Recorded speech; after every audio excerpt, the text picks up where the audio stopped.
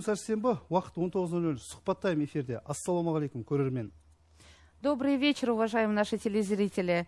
Среда, Сухпат Тайм вместе с вами. Данная программа является диалоговой площадкой региональной службы центральных коммуникаций. Итак, тема программы «Каким был 2017 год» для средств массовой информации Мангистауской области. Рахмет Айсұлы, дұрыс айтасың. 2017 жыл өңірдің бұқаралық ақпарат құралдары үшін қалай болды? Енді осы сұраққа бүгін біз негізгі өзіміздің серіктес әріптестеріміз шақырғанбыз. Сонымен студия қонақтары Ғалым Бейсенбекұлы Әріп, Маңғыстау облыстық қоғамдық саяси газетінің бас редакторы, Ануарбек Қосымұлы Бимағамбет, Маңғыстау телеарнасының директоры, Наталья Григорьевна Бутырина, облыстық Агди Маңғыстау қоғамдық газетінің бас редакторы, Тумба жауапкершілігі шектеулі серіктестігі директорының орынбасары Аубакарова Әсем Кендіқазиқызы. Добрый вечер. Добрый вечер. Кешақ әріптестер, енді бірінші сұрақты Ғалым Бейсенбекұлы өзіңізге қойғым келіп отыр. Жалпы енді өңірдің қара шаңырағы саналатын Маңғыстау 50 жылға жуық тарихы бар Маңғыстау газеті үшін биылғы жыл қалай болды? Ең әуелі мына есігімізді қағып, төрімізге еніп жатқан жаңа жыл орайында бізді де төрге шығарып отырған өңірлік коммуникациялар қызметімен Қазақстан ақтау телеарнасына үлкен рахметімізді айтамыз. Жалпы шынына келгенде қазір біздің тәуелсіз елімізде қоғамда баққа деген бақтың рөлі, бақтың белсенділігі өте жоғары болып келе жатыр. Біздер енді қазір телевидение шағырағында отырмыз.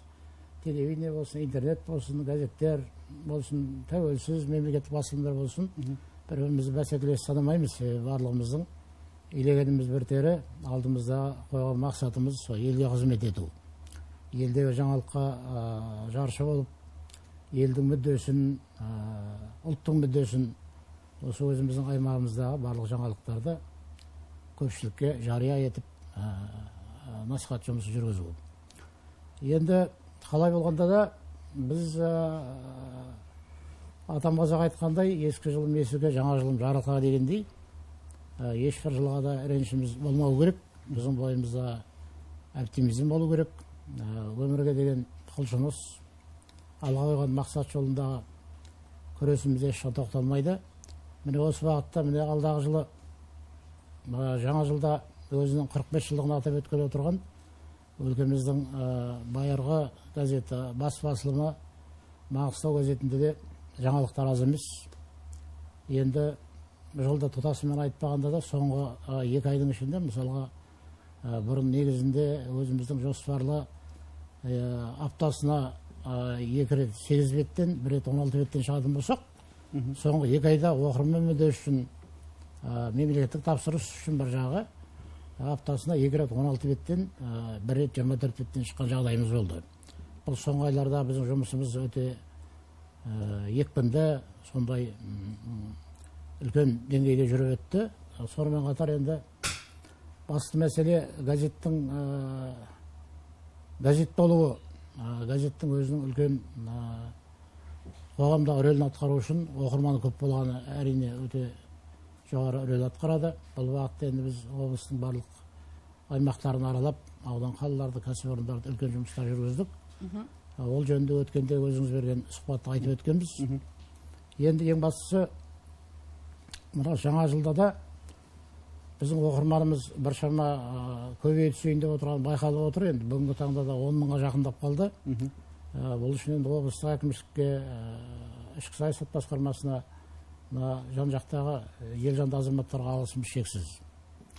Енді қалай болғанда да біз өзіміздің әрбір қазақ шаңырағында қазақ басылымына міндетті түрде бару керек. Себебі елбасымызда айтып отыр, рухани жаңғыру мақаласындағы ең басты мәселе бұл ұлттық сана, ұлттық сананың өсуі. Ұлттық сананың, ұлттық рухтың өсуі үшін біз мемлекеттік тілдегі, ана тіліміздегі облысқа тарайтын, тек қана облыстық емес, бүкіл мына елдің мәселесін көтеретін, және басты айтатын мәселе біздің оқырманымыз көбейіп жатыр, оқырман белсенділігі артып жатыр. Және бізге келетін хаттардың электрон түрде аяқтай қолдай келетін хаттардың мазмұны күшейіп жатыр. Оларда елдік мүдде басым бағытқа ие болып жатыр. Сондықтан да бұның өзі оқырманның да сана сезімінің өскені, халықтың да сана сезімінің өскені, ұлттың біршама үйісіп келе жатқан байқатады. Жақында маған мысалға бір қарапайым оқырман апай болу керек енді бізден жас сосы телефон шалды. Телефонда айтып жатыр, мен биыл сондай мекемеде жазылғасын газетке жазылып едім дейді. Сода өте қатты ұтып отырмын дейді. Себебі бұрын бұл газетті мен білмеппін де оқымаппын да. Бір мұнайшы апай жазып отыр да. Себебі қазір балаларымыз оқып жатыр дейді. Балалар нәр алып жатыр рухани. Тәрбие бар, әдебиет бар, мәдениет бар, саясат, экономика, тарих, спорт. Елдің бүкіл жаңалығы бар. Ендеше бұл газетке жазылу, бұл әрбір шаңырақтың, әрбір отбасының міндеті болу керек деп ойлаймын. Рахмет. Ал енді мен өзім журналистеріме біраз пікірімді айтып өтейін.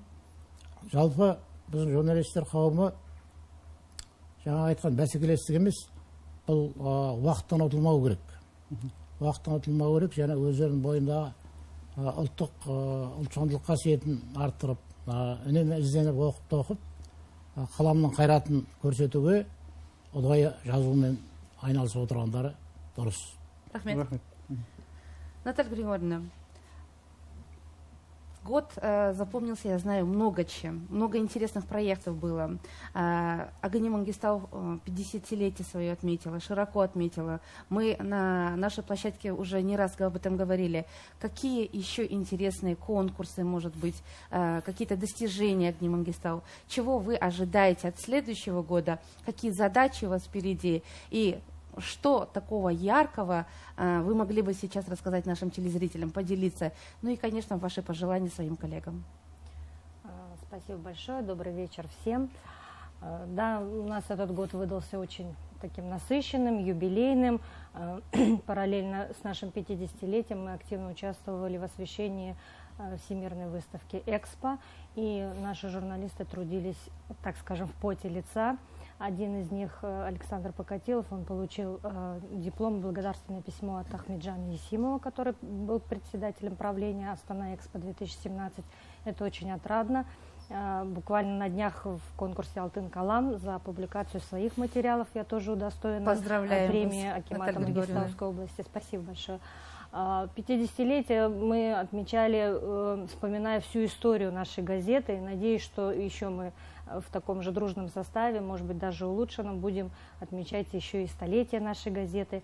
Планов, конечно, много. Сейчас есть возможности и развернуть активную работу на сайте газеты, поднять новые рубрики, особенно в рамках Рухани Женгару. Очень много у нас журналистов трудится над поиском интересных материалов и по истории края, и находят интересных собеседников. Ну, планируем, что нашему ТО Мангистау Медиа вообще-то будет 5 лет в феврале месяце. Надеюсь, мы будем дружно отмечать этот юбилей небольшой и 45 лет газете Мангистау нашим коллегам. Наталья Григорьевна, надо отметить, что действительно Агни Мангистау стал настоящим праздником всего мангистауцев, всех мангистауцев. А на самом деле было очень много поздравлений. Я уверенно хочу сказать, что это большое достижение, что Агни Мангистау стала действительно народной, любимой газетой. Спасибо. Это очень отрадно. Анурбек Кусмол, енді сізге сұрақ, ребрендинг жасалды, жаңа маусымға көштіңіздер. Жалпы қанша хабармен, жақсы жаңа хабармен өз көрермендеріңізді қуантып үлгердіңіздер? Рахмет, Нұрбол. Жалпы биылғы жылдың негізгі қорытындысы деген кезде біздің бірінші айтатынымыз осы ребрендинг мәселесі. Я телеарнаның жаңағы бүткіл контент, мазмұны, атауынан бастап, өзінің тарихи өңірдің төл атауын алды. Ғалеке, біздің телеарна Қазақстан Ақтау емес, Маңғыстау телеарнасы деп аталады. Маңғыстау телеарнасында біраз жаңарту жұмыстар жасалды, біраз жаңа жобалар іске қосылды. Оның ішінде жаңа жобалардың ішінде біздің елбасының рухани жаңғыру бағдарламалық мақаласына сәйкес көптеген тақырыптық мазмұндық жағынан осы бағытты насихаттайтын, осы бастаманы қолдайтын көптеген жобалар ашылды. Оның ішінде жаңағы Алтын Қазық секілді жобаны мен айтар едім.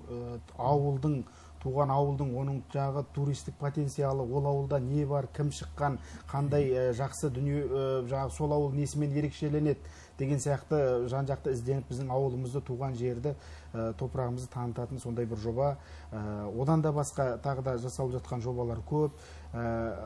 Біздің әлі жоспарлап іске қоспай отырғанда жобаларымыз бар. сын мен шын деген ток шоуымыз қазір жүріп жатыр, түсіріліп жатыр. Басқа да бізде көптеген жоспарда дүниелер бар. Бұйырса ол енді жаңа жылдың еншісінде болады деп ойлаймыз. Ребрендинг тек қана жаңағы хабарларды өзгерту, ашып жабумен болған жоқ. Ол жаңағы телеарнаның өзінің жаңағы ID дизайн жаңағы бойынша да Анварбек барлық саласы Касымович, бойынша. я вас смело могу перебить, потому что вы сам директор телевидения и знаете, что в первую очередь для нас важны наши телезрители. Итак, звонок. иә сонымен көрермен тыңдап көрсек. Кешірік, Кешірік. мына бүгінгі бағдарламаға бүкіл облысымыздағы бұқаралық ақпарат құралдарының басшылары жиналып отыр екен. Баршаңызға жаңа жылдарыңыз құтты болсын дейміз. Мынау жыл жақсылығымен келсін. Енді тілек бар, мынау көрер көзі, оқитын оқырманы көп болсын дейміз бұқаралық ақпарат құралдарының. Сұрақ, мына жаңа жылға қандай жоспарларыңыз бар, қандай жобаларыңыз бар? Көрермен мен оқырманды немен қуантасыздар? Қысқаша 2 ауыз сөзбен. Енді телеарнаға қатысты айтатын болсақ, әдеттегідей дәстүрлі жаңа жылдық мерекелік бағдарлама дайындалуда. Одан бөлек жалпы биылғы жылдың бір ерекшелігі, біз осы жаңа жылға әрине мерекелік көңіл-күй, ондай көңіл көтеретін бағдарламалар болады. Одан бөлек салмақты дұрыс дүниелерді де, мазмұнды дүниелерді де, танымдық хабарларды да жоспарлап отырмыз кестемізде. Ал кешегі тікелей эфир жөнінде айтып кетесіз бе? Творческий вечер жөнінде. Ол да бір қызық. Айсұлу, мен сіздің сұрағыңызды түсіндім, сауалыңызды. Шынымен де облыс әкімі Ералы Лұқманұлының мұрындық болуының бастамасымен, қолдауыменен біздің өңірдегі біздің осы жерлесіміз қазақ әдебиетіне, қазақ поэзиясына үлкен үлес қосқан ақын Әбіш ағаның өзі айтман, айтқыр адам деп ат берген Светқали Нұржанның шығармашылық кеші өтті. Қазір барлық әлеуметтік желі, жаңағы бұқаралық ақпарат құралдары, газет, журналдар, телеарна барлығы да осы кешегі өткен шара туралы өте қызу талқылап, қызу жазып жатыр. 3 сағатқа созылған жаңағы шығармашылық кеште ине шаншар орын болған жоқ. Біз телеарна аяқ астынан келген көрерменді жаңағы қамту үшін сыртқа жаңағы түсірілімді сырттан арнайы монитор қойып, содан тамашалауға баспасөз орталығынан сондай мүмкіндіктер жасауға тырыстық. Соның өзінде қамти алмадық, көрерменде адамдар келуші көп болды. Ақынға деген құрметтің, поэзияға, осындай мазмұнды шараларға деген елдің сусағаны, рухани сусағандығын біз кеше куә болдық. Үлкен мазмұнды шара өтті. Рахмет. Еженедельник «Тумба». Я думаю, что это тоже одна из таких любимых газет. Наверное, самая креативная газета, на мой личный взгляд. Расскажите, пожалуйста, о ваших планах. И, пользуясь случаем, хотели бы сразу поблагодарить еженедельник «Тумба» за то, что вы всегда поддерживаете любые наши проекты, любые проекты РСК, региональной службы коммуникации. Вам за это большое спасибо. И вам огромное спасибо. Что сказать? Да, у нас есть очень много проектов. Наши профессиональные журналисты всегда готовы выехать на любые события, расписать очень вкусный материал, чтобы наши читатели и нашим подписчикам было это интересно. Как говорится, вот сейчас вот предновогоднее настроение, у нас сейчас буквально эстафета, красивая елка, самая красивая елка в Мангистау, где участвует очень много компаний, организаций с оригинальными красивыми елками, где вы можете посмотреть вот на сайте Tumba.kz, очень много. Мы сами удивились, что даже елка была вот под бассейном, как бы вот, ну, очень интересно, очень. Какие планы? Планы у нас очень много. Мы хотим сделать новый проект, вот, касается спортивным, потому что так как в Мангистау очень много спортсменов, про которых прям хочется написать, и мы готовы про них писать, хочется также написать про открытие каких-то организаций, фирмы, пусть будет это фирма, организация или что-то, чтобы наши читатели, наши подписчики знали, что за компания, какая компания и чем они занимаются. Асемка Дикизеевна, пользуясь случаем, вы можете передать и привет, и поздравления не только со страниц вашей газеты, но и сейчас воспользоваться этим моментом. Ой, спасибо огромное. От имени редакции газеты «Тумба» хочу поздравить с наступающим Новым годом, пожелать вам счастья, здоровья вам и вашим близким, успехов в труде, да? Жаңа жылыңыз құтты болсын, дендеріңіз сау болсын, табыстарыңыз мол болсын, істеген істеріңіз тек сәттілі болсын. Жаңа жылыңыздармен. Рахмет. Тағы бір көрерменіміз бар екен, тыңдап көрейік. Ассалаумағалейкум. Уағалейкум. Саламатсыз ба? Баршаңызды келе жатқан жаңа жыл мерекесімен құттықтаймын. Рахмет. Жаңа жыл жаңа табыстар алып келсін. Ғалым ағама сұрағым бар еді. Газеттерді алып оқып жүрміз. Осы ақпаратты жеделдету мақсатында қандай жұмыстар атқарып жатсыздар? Сосын мына бұқаралық ақпарат құралдарында осы қызмет етіп жүрген жаңа тілшілер бар. Солардың жағдайын жасауда қандай жұмыстар атқарып жатсыздар? Сол туралы қысқаша айтып өтсеңіздер. Әлеуметтік мәселе менің түсінгенім енді ол көптен айтылып жүрген мәселе, журналистерге дейді, баспанамен қамту, сол мәселе болу керек, себебі ол бұрыннан айтылып жүрген. Ғалым Бейсен, бір қысқаша себебі хабарыңызды аяқтауын азынтай оқып. Жаңалықтарды біз өте ұшқыр беріп жатырмыз қазір. Газеттің соңғы бетінде хабарлар жаңалықтар деп шығады, ол күнделікті болған жаңалықтар. Енді бұл көбіне сол мәдениет спорт тақырыбындағы. Енді алдыңғы беттерде, екінші, үшінші беттерде, тағы басқа беттерде облыста болып жатқан саяси оқиғалардың хабарлар Маңғыстау ақпарат деп өте жедел түрде беріліп отырады. Келесі күн өмірге соғын жазып беріліп отырады, өткен шаралар. Оның үстінде мына сайтыңыз бар, сайтта да шығып тұрады. Сайтта өз алдына шығып отыр. Ол қазір бүгінгі өткен шаралардың барлығы қазір сайтқа салынды қазір. Барлығы. Жаңа кешкілердің өзі салынды қазір жазылып. Қазір сайтқа. Ал енді ана әлеуметтік мәселелер жөнінде енді мен нақты не айтып отырғанын білмеймін. Енді бұрынғы кездерде мысалға балабақша дегендер болатын еді ғой. Сол бағытта айтылып отырған болар деп ойлаймын. Басқа енді қандай журналистерге жағдай жасау жөнінде енді бір мәселе бар сияқты. Осы ана жолы біз мына Наталья Григорьевна бар. Бір 5-6 жылдықта ненің Төмен облысына бардық. Көшербаевтың әкім кезінде Ресейге мұнайлы облыстардың бір-бірімен ынтымақтастығы бағыты бойынша. Сонда бізде сол Төмен облысы Ресейдің мұнайының 50%-ін 50% береді екен ғой. Барлық жағдай жасалған өңір екен.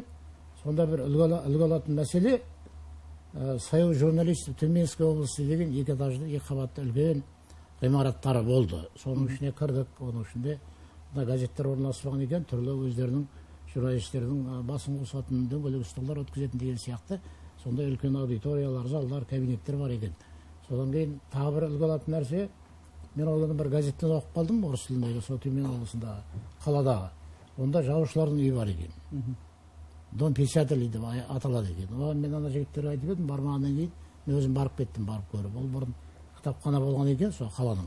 Ескі кітапхананы жаңа жазушыларға берген екен. Сонда жазушылар, оқырмандар бас қосып, жаңа әртүрлі әдеби мәселелерді, жаңа кітаптарды талқылап деген сияқты кештер өткізіп, сондай жататын жағдай бар екен. Бұл үлгі алатын нәрсе. Біздің облыста да бұл мәселе көтеріліп жүр. Журналистердің, жазушылардың жаңа бір бас қосатын ошағы болса деген пікір көптен айтылып та жатыр. Енді облыс басшыларының құлағына алтын сырға көмектесетін шығар деп ойлаймын. Бұл айтылып келе жатыр, және бұған байланысты өңір басшысының жаңа қабылдаған шешім уақыты аз қалды деп ойлаймын. Бұйырса бір жақсы осы бағытта жақсы бір шешім. Яғни жаңалық күтуіміз керек. Рахмет. Анарбек Қосымов, енді алдағы жоспарыңыз туралы айтыңыз. Жоспар бір ауыз сөзбен қысқа айтқанда, биыл телеарна көрермендерге барынша қалай жаңа форматта барынша қалай қызмет көрсетіп келді. Келесі жылда жалықтырмаймыз деп ойлаймыз, жалықтырмауға тырысамыз. Қолдан келген бар мүмкіндігімізді пайдаланып, көрермендерге лайықты бір талғамды дүниелер ұсынуға тырысамыз. Рахмет. Андрей Қосым, менде де бір сұрақ бар еді, сайт жөнінде. Телеарнаның сайты. Телеарнаның сайты, қазір біз газетте телеарнаның өзі мына ақпараттың жеделдігі бойынша қазір мына әлеуметтік желі жаңағы ақпараттық сайттардың дамыған кезінде бұл технологиядан белгілі бір деңгейде кешеуілдеп келеді. демек қалып қоюға болмайды. Не істеу керек? Сол озып бара жатқан технологияны ішінде бірге тұтыну керек. Телеарнаның өзінің сайты бар. Сайтқа пайдаланушылардың саны бізде өзара әр филиалдардың арасында арнайы жаңағы рейтинг жүргізіледі. Сол бойынша Маңғыстау облысы алдыңғы үштікте, алдыңғы бесте, тіпті бірінші орында да келе жатқан кездері болған. Сайтты пайдаланушылардың саны жақсы, жаңағы жоғары. Сонымен бірге жоғары болуының себебі күнделікті болып жатқан жаңалықтардың бәрін біз сайтқа уақытында дер кезінде салып отырамыз. Ақпарат іздеген адам үшін, ақпарат іздеу үшін керек тиімді тәсіл. Тағы бір көрерменіміз бар екен, тыңдап көрсек. Кеш жарық, сұрағыңыз қоя беріңіз. Алло. Мен бір сұрағым бар еді. Мына Қазақстан журналистер одағына мүше істейтін ұйым мекеме бар. Сол журналистердің басын біріктіреді. Жалпы осы басшылардың ой пікірін білгім келеді. Кез келген осы көрінгеннің бәрі осы журналист одағына мүшесі болып кеткен жоқ па? Қалай ойлайсыздар? Осы тұрғыда не айта аласыздар? Енді шынында да бар мәселе. Бұл мәселеге кім жауап беретіндігін мен білмеймін. Ғалеке, журналистер одағының мүшесі шығармыз барлығымызда, бірақ сол журналистер одағының одақты бұл жерде жағы одақтың құзыреті бізде жоқ шығар, бұған жауап береді. Пікір білдіруге болады. Одақтың төрағасы Петр Алексеевич Долматов деген. Ардагер журналист, білеміз ол кісіні. Бұл одақтың жазушылар одағы да, журналистер одағында да бұл мәселе бар. Кім болса соны кіргізеді деген әңгіме бар, оны жасырмаймыз. Екі мақаласы, бір сюжет шыққан адамның одаққа мүше болатындығы рас. Талғаммен екшеп бір жасалатын бір уақыт келеді деп ойлаймын. Дұрыс, рахмет. Ғалеке, өзіңіз пікіріңіз екі ауыз. Ол дұрыс мәселе енді. Былай негізінен алғанда қалам деген қасиетті дүние ғой. Қаламды өзінің өмірлік мұраты қылып алдына мақсат қылып қойған адам, қалам қадірін, қасиетін түсінген адам, сол жолда өмірін арнайды. Оған бұл қаламның қасиетіне тек жүрдім бардым қарауға болмайды. Оның бүкіл өміріңді арнағаннан кейін ұдайы жазып, мысалға ізденісте болмасаң қалам қарайып қалады. Ендеше жаңадан келіп жатырған жастардың бәрін немесе тағы басқа әр салада жұмыс істеп тек анасында бір мақала жазып қойған адамды журналистер одағына өткізу деген ол онша дұрыс келмейді. Оны әлде алдағы уақытта Әнуар ініміз айтып өтті ғой. Оның бір уақыты келетін шығар, бір не қылатын. Жазушылар одағында кішкене қиын да, онда да өтіп кететін адамдар көп. Бірақ жазушылар одағының комиссия кішкене қаттылау. Поэзия, проза, драматургия жанрлары бойынша өте үлкен ақындар отыр, қаламгерлер отыр, кішкене өткіз жағы қиындау, күрделдеу сәл. Анар Қосым, енді бір сұрағым бар сізге. Осы жаңа жылда Қазақстан телеарнасынан, Маңғыстау телеарнасынан бір конкурс, викториналар тек қана осы студияға келіп ойнататын емес, тек қана осы көрерменмен ойнайтын бір хабарлар жоспарда бар ма екен? У нас есть вопрос, тыңдап көрейік. Қысқа жауап берсеңіз. Сейчас они выступают, как я буду говорить? Здравствуйте, мы вас слушаем. Алло. Здравствуйте, мы вас слушаем, говорите. Вы слушаете? Они же выступающие говорят. У вас есть вопрос? Скажите, пожалуйста, да, вы очень много говорите. Вот они в Мангистау или Мангистау, да, в других газетах. Не пишите, например, совещание аппаратное. Раньше вот писали все досконально, да, подробно, сколько там сколько поручений там, качественно там все, да. А сейчас уже сократили писать. Почему вы, например, выступаете таким, да, что был прием Акима, да, там люди жалобы пришли, показывают коротко по телевизору, а вот газета пишется вот поверхностно. Почему, например, не писать подробно? Сейчас вообще нечего читать в газетах. Почему вот не писать все материалы, например, да, как в других республиканских газетах, хотя бы Все, вот... Хорошо. Спасибо за вопрос. На самом деле поручения Акима области всегда пишутся. Есть специальная рубрика для этого. Я думаю, Наталья Григорьевна, вы сами лучше ответите. Ну, спасибо за вопрос читателя. Если они так отслеживают наши материалы, это низкий поклон им, конечно. Мы еженедельно, то есть по понедельникам проходит аппаратное совещание, и освещаем буквально во вторник, выходят в газете материалы.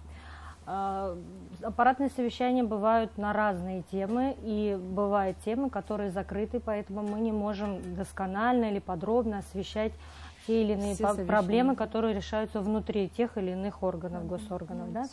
Если у нас стоит задача более подробно что-то осветить, то есть мы, соответственно, это и делаем.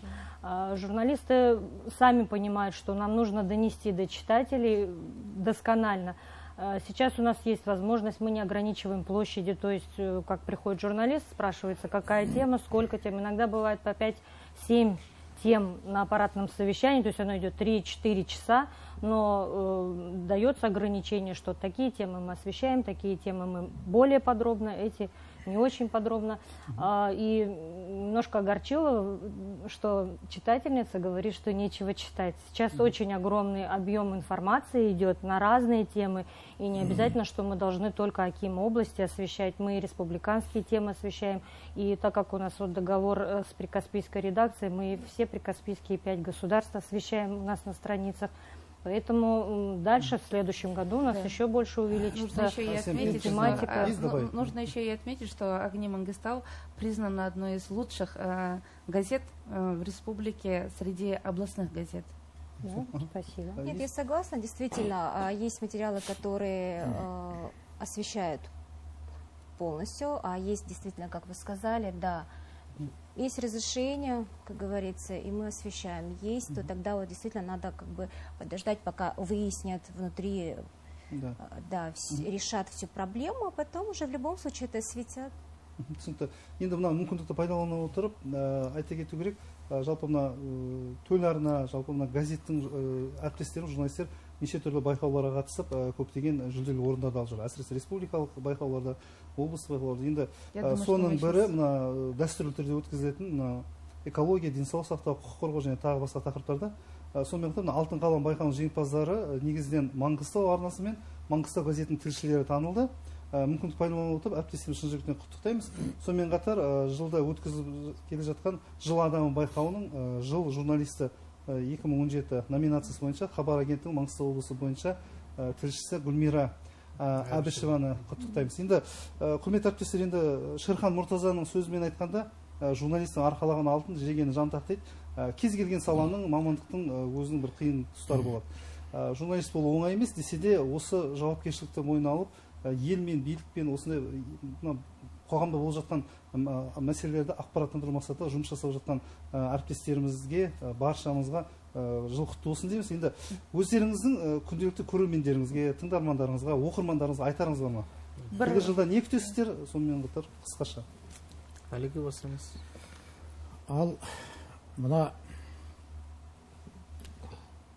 ұлы дала елімізді, жерімізді алдағы жылда да көлденеңнің кеселінен, көрші-оқырдың өсегінен аман қылғай, ұлан ұрпағымыз ата аманатына адал қылғай, бір-бірімізге деген пейіліміз кіршіксіз, жүрегімізде иман ұяласын. Ең бастысы мына біздің жаңа айтып өткеніміздей, әріптестеріміз, әсіресе жастарымыз өздерінің алдарына үлкен арман мақсат қойып, жаңа айтқандай қаламның қадір қасиетін түсіне білсін, әрдайым да ізденісте болсын. Рахмет. Қысқаша айтқанда, көрерменнің алдында биылғы жасалған жұмыстарға қарап отырып, атқарылған шараларға, жобаларға қарап отырып, үлгермеген жерлеріміздің бар екендігін, әлде де айта алмай, көрсете алмай қалған, оған кейбір техникалық мүмкіндіктеріміздің жетпей, басқа да себептердің, уақыт, эфир тапшылығы деген сияқты мәселелердің болғандығын соны айтқым келеді. Келесі жылдан жылға технология, медиа, телевизия саласындағы жаңағы мүмкіндіктердің бәрінің дамуын толық қолдана отырып, көрермендерімізбен аман есен қауышуға жазсын деп тілеймін. Барлық отбасыға, төрлеріңізде төлеріне қосылу болсын. Осталось времени, да. Но я думаю, наши коллеги присоединяются ко всем поздравлениям. Мы же от себя с Нурболом Акуом хотели попрощаться, закрыть этот год, сказать вам свои слова благодарности, что этот год вы были вместе с нами, вместе с региональной службой коммуникации, вместе с программой «Сухпаттайм». До следующих встреч в новом году. келер жылдан жаңалығымыз көп болсын, жаңалығымыз көп болсын. Әріптестеріміз құттықтаймыз, жаңада айтып жатырмыз, оқырмандар көп болсын, тыңдармандар көп болсын, көрермендер көп болсын. Енді не айтамыз, мүмкіндікті пайдалана отырып, Маңғыстау телеарнасының басшысы Ануре Қосымұлына және редакция басшыларына осы өңірлік коммуникациялық қызметпен бірлесіп қоян-қолтық жұмыс жасап жатқанын ескере келе алғысымызды жеткізгіміз келеді. Енді не айтамыз, келер 2018 жылы жүздескенше аман сау болыңыздар ағайын. До новых встреч.